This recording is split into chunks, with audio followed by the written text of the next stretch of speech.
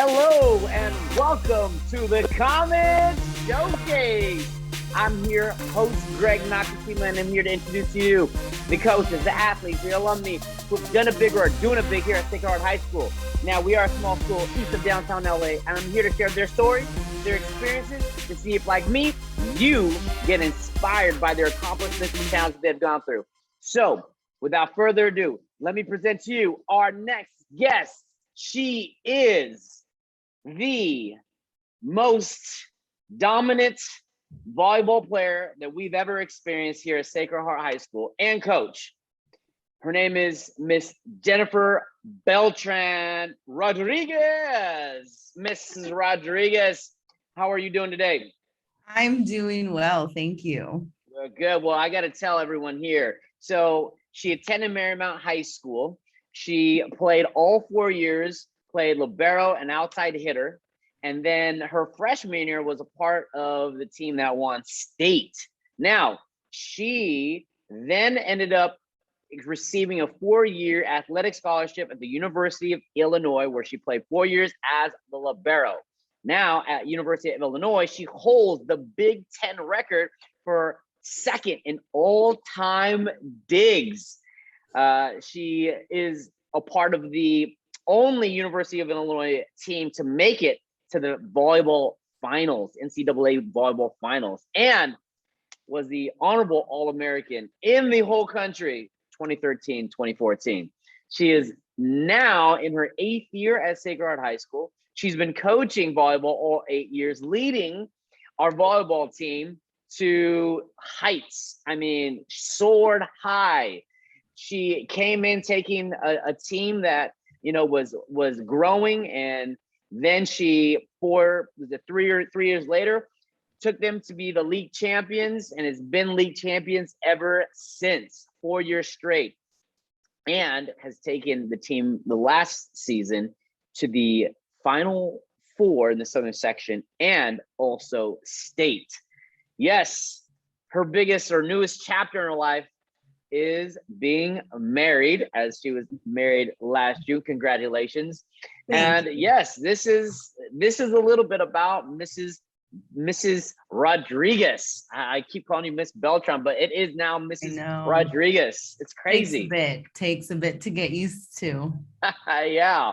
Well, it's exciting to have you, like I said, on the show today. And I want to kind of go back and kind of hear, what was it like for you growing up playing volleyball? Because everyone knows you as the volleyball coach, and we know that you played at University of Illinois, but like, take us back to when you started to play. Like, what was it that got you excited, that got you interested in playing volleyball? Well, you know, the truth is, it was because of a teacher of mine there that got me interested in the sport. I pretty much, when I was younger, I would stay late in daycare because my mom was working, so she would pick me up late. And one of my teachers, who became a mentor, who became family, who I call my dad nowadays, he's the one that got me into playing volleyball. When I was younger, he was like, hey, you know, you're here after school. Why don't you go try to do something productive? I was like, okay, why not? So I picked up a volleyball for the first time in 3rd grade, and I liked it. I loved it. It just came so easy to me, just being there. And it just kind of became this safe place for me. It was a place that empowered me, gave me courage. And then I stuck with it, and it just kind of, from there, just, you know, opened all these doors that I didn't even know were there. Pretty much opened me up to a whole new world that I had no idea, you know, growing up in the inner city and not being exposed to those other sides and what else is out there. So that's what volleyball did for me. And it literally all started because I was just fortunate enough to have people around me that guided me in that direction and encouraged me that, you know, there's something else I could do with the sport. And use as a vehicle to other things. Now, were you someone who you picked up the volleyball and all of a sudden, like, you were this all-star, like it just came natural? Or were you someone that, like, it was like, a challenge, but then you worked at it? Like, how did that process go for you? Well, I wish that would have been awesome, right? You pick up a ball and you're like, whoa, I'm amazing. No, it definitely took a lot of work. And when I was at that age, I didn't know what I was getting myself into. All I knew is that I liked it and I just went with it, right? I practiced and like I said, I had people around me that dedicated a lot of their time to help me, improve in my sport. And it went from just like practicing at school when my team had practice to then practicing on my days off, to then practicing on the weekends, to then from there, as I got older, it became going to the gym, like getting extra training, going to private lessons. It became my whole life. Wow. So definitely, like I tell my kids all the time, if you want to go play at the next level, if you want to improve at whatever it is you're doing, you're gonna have to sacrifice some things along the way. I may not have had 1,000 play dates, but I definitely got a lot out of all the time I put into what I was doing. And it allowed me to, go to college and do something no one in my family had ever done. So it was definitely worth it, even though it took up a lot of my time, but I was happy to do it. Yeah.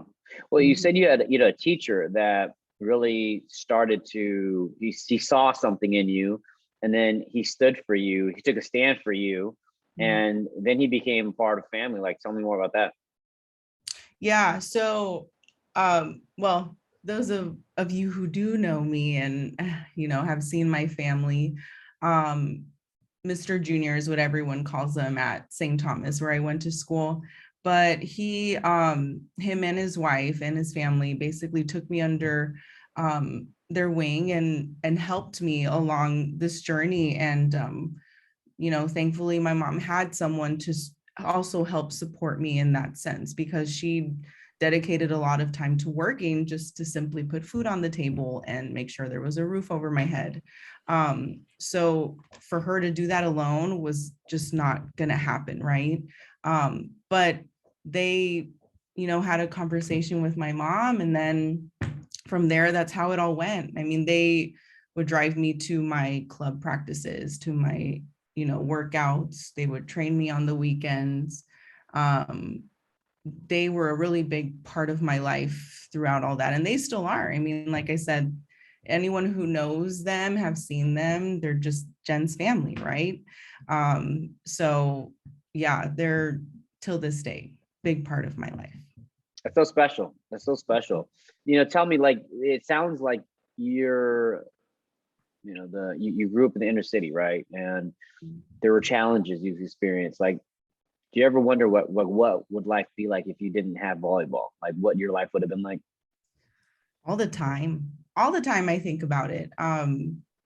It's what, in those moments when things got really hard, because at times they do, right? We encounter obstacles no matter what your situation is. But in those moments that I did face, huge adversity, especially when it came to me doubting myself or dealing with things like confidence, I always went back to, well, let's think about where you started, right? Let's think about what life would have been, maybe. It definitely wouldn't be this. So, and along the way, it wasn't all perfect. It's, not supposed to be. It's bumps and everything, but I wouldn't change one thing about all the decisions that were made, because then I wouldn't be here. Like, I wouldn't be here. Literally, I wouldn't be at Sacred Heart if certain things hadn't taken place. So yeah, there were definitely lots of challenges. I think when I first went from St. Thomas to Marymount, there were definitely challenges there. Culture-wise, of course, was a really big difference for me. And for a while there, it just took me a bit to be okay with being me and showing people, well, this is my life and this is my family. This is where I come from. And people were great there to me. I had a good experience there. And I'm thankful for the opportunities. But it was hard to kind of balance all of it, right? But my family was really good about bringing me back down to earth, when I needed to be reminded of where I come from and to stay motivated and all that. So yeah. So tell me, like growing up, what were some of the biggest challenges that you had to go through? Well, let's see, biggest challenges. That's a good question. Well, I think as I got a little older, and just, again, I think going back to like being comfortable with where I came from was a big thing. I feel like that's something I struggled a lot with myself. Maybe moments where I was like, man, why couldn't my life be that? Or imagine if it was that. It's so much easier for everyone else, right?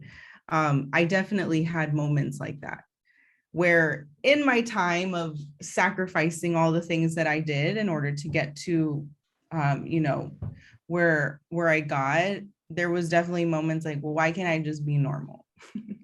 I did say that a lot to myself. Why can't I just be a normal teenager, and have this route and go with friends and go hang out and this. So there were moments, where I had those thoughts. That's something that I definitely struggled with. I think growing up and going through the whole process. But like I said, I was just very fortunate to have a lot of support around me, that I was never without gear or shoes or things that I needed, because I had people that not only dedicated their time to me, but also supported me, in terms of, let's get her shoes, let's make sure she has knee pads, let's make sure she has this. And from my family, my mom, like they took very good care of me and made sure I had everything that I needed to get to where I needed to go. Wow, that's incredible. That's incredible. A lot of people don't get that support, especially from family and people around them. So that's amazing. And going from LA, Marymount, and then going all the way to Illinois, University of Illinois. Like, what was that jump like for you going from, I don't know, maybe you go out there a lot. Like, do you go out, like, or this is like your first time of like, oh my goodness, like the North and the Midwest kind of, No, that was definitely my first time going out there. But when I was going through the recruiting process and I did go to Illinois for the first time, I just, something in me was like, this feels right. Yeah. Which is why I then made the decision to verbally commit to them. It was like the beginning of my sophomore year, I think. But I knew then it was just something about it. And the coaches, the program, it just felt right. So I'm glad I went there for 4 years. It was great, to experience the culture there. It was just a college town and everyone wearing their orange and blue and Illini written all over the place. Like that was really cool because that's something I didn't see here. Even at, the big name schools, it's just not the same type of atmosphere, right? So being able to go to a game and just kind of see what their home, court looks like and all the fans, like it was pretty cool. Wow. Yeah. So your 4 years, you were like an all-star, you're like doing super well at the collegiate level. And what were some of the experiences that you're just going to be like, hey, I'll never forget these times, these moments? I think this the biggest one that, sits at the top still was the year we went to the Final Four, my sophomore year. It was just like a circus and like just in a good way. It was like, whoa, there's just so much going on. Like, this is so cool. I wouldn't, you know, it was just amazing, that experience. And that year was so great. I mean, we had such a great team. And the coaching staff was amazing. Everything just kind of just gelled, and we worked so hard that year. Maybe right out of the gate, we weren't the favorites to win it all, but it was just really cool how we were, able to prove everyone wrong. At least that's the way that I saw it. So that was the best part. There was just so much time put into it, and all the training in the spring leading up, to that season, the summers, all of that. So that was just great. We poured everything into it. And in the end, we didn't get the title. So that one stings even now to think about it. Like, I'll talk to old teammates or coaches, and we can't really talk about it till this day. But yeah, it was pretty cool. That year was awesome. Wow, yeah. What a special year. Yeah. And so then you graduate, and then you find yourself getting back into volleyball as a coach. Like, what moved you to go from playing to then coaching? Well, one thing that I knew for sure was that I wanted to give back, pay it forward, because so many people, gave a lot to me, and they didn't have to. They just simply did it because it was in their heart to. That was something that was really, really important for me. And when this opportunity came up, I was like, wow, this just worked out so perfectly. Like, I got to do it. Like I said, I was so fortunate to have had great people in my life that were mentors, have guided me, and are still here for me till this day. And if I could do that for even just one kid, then I'm gonna be okay with that. Because it's hard being a teenager. It's hard, and that teaching our girls, right? They're amazing, but I know they have hard lives. They have lots of stuff going on. They have lots to think about, and sometimes they feel like they have no one. So I'm just so happy to be part of a staff and a faculty that believes in giving our kids a way, like, hey, I'm here for you. You can pop into my office, we can talk. So I felt like coaching, besides the training, which I absolutely love the training, like that's my favorite part, but I also really like the mentorship of coaching. Even just to change one life, I'm good with that. Yeah. Well, tell me, what do you hope your players leave with when they graduate and finish your program? Yeah, that's a good one. I feel like when I have this conversation with my girls, there's like a long list, but just to put it simply, I just want them to be great people that add value to our society, to our world, that have something amazing to offer, that are just their best selves. I always tell them, just work to be your best self every single day, and of course, right from wrong, and like make sure you're being a leader, and let's work on those qualities, like don't get in your way, like getting them to believe in themselves and know that they can have such an impact on other people, their future workplace, the school they go to, the people they hang out with.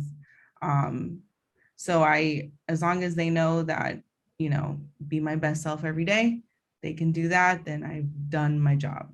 I've done something. I love that. Yeah. I love that. That's, I think that's what makes you such a phenomenal coach, is that one, technique, skill, schemes, all that.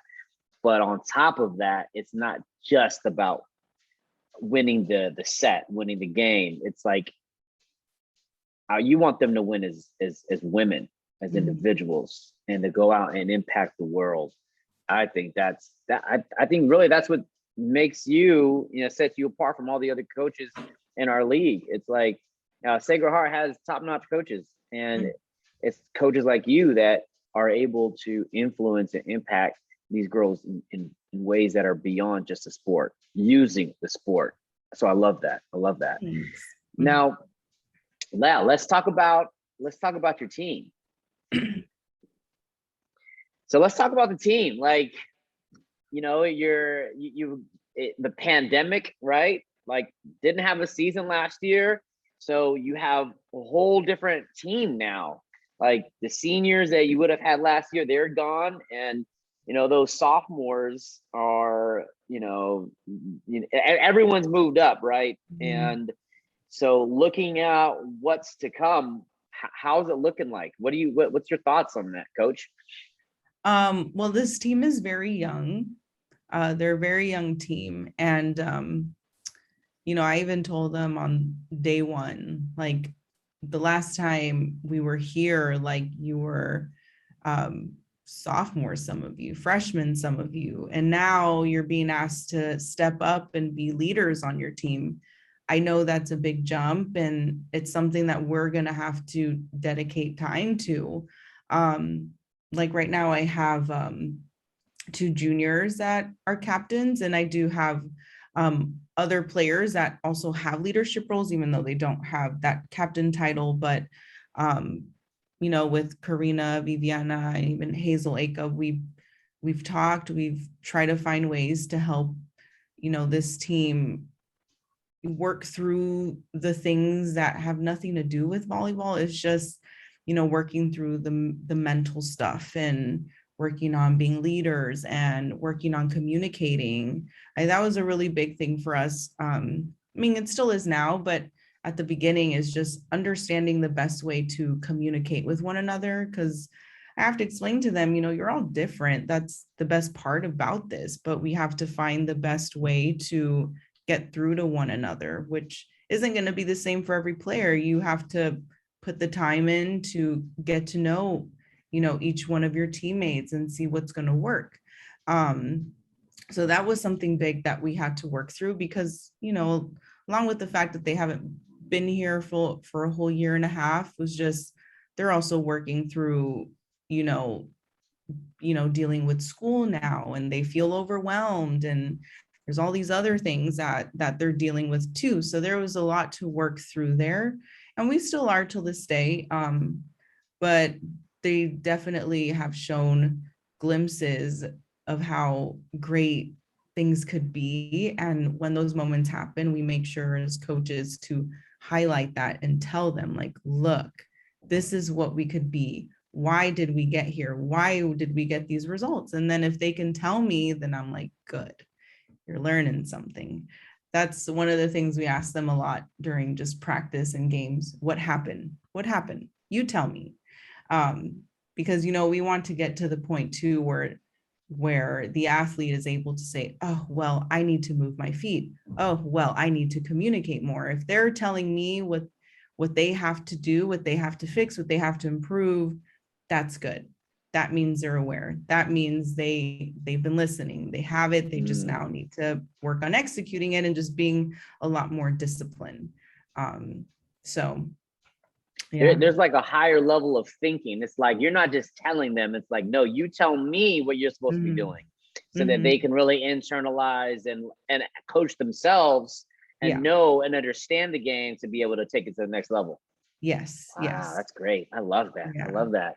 So, all right. So, what can the fans, what can, the people in the stands, what can we expect when we, see Comets out there? Because, Comets are, you're highly ranked, you're going to come out of the Horizon League as champs, and you're going to go to the playoffs, and hoping you go deep just like you did. What can the fans and the people in the stands see when they come and see the volleyball team? Well, I hope you see a team that is relentless, that is disciplined, that just works well together. I always tell my kids it's so important that, when you're out there, that you're good to one another. I understand it's easy to get frustrated, right? I was an athlete once. I understand what that feels like and how sometimes that may come off, but just the importance of taking care of one another and making sure that they're supported, because, we do have some players that are starting that have never started, or players that are starting and it's their first time playing this position. And now there's a lot more weight being put on their shoulders. And one of the biggest things I need for us to do as a team is just make sure that they feel supported. That's huge. So you're going to see a team that hopefully walks out there like they've been there before. That's something I tell them all the time. Yes, you're excited. Yes, you got to win, but how did we get there? And we always have to look for what's next and what can be improved. But hopefully that's the team you see. I love it. I love it. Well, Mrs. Rodriguez, Coach Rodriguez, is there anything that you would, if there were women out there that either wanted to play volleyball at the next level, or women that want to excel and succeed, what would you tell them? I would tell them you're going to have to dedicate time to your craft, whatever that is. Just like I tell the girls, you want to get an A in a class, some of us are going to have to work a lot harder than others, and you're going to have to put in that time.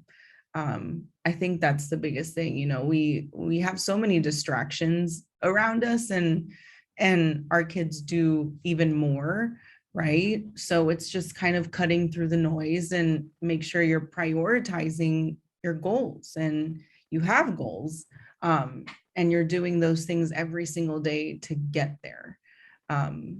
So I would say, just figure out what's important too. Figure out what's important, so then you can prioritize and see if it's something that you're willing to sacrifice for, because there is some sacrifice in gaining those greater things that we want, right? So commit, or at least work hard, prioritize, and put in the work. Wow, excellent wise words from Coach Rodriguez. So there you have it. That's the Comets Showcase. Coach Rodriguez, thanks for coming and sharing your story, words of wisdom. Really appreciate you coming on board. Thank you. Yes. Well, everyone, stay tuned as we bring to you another guest next week. So we'll see you next time on the Comets Showcase. Take care, everyone.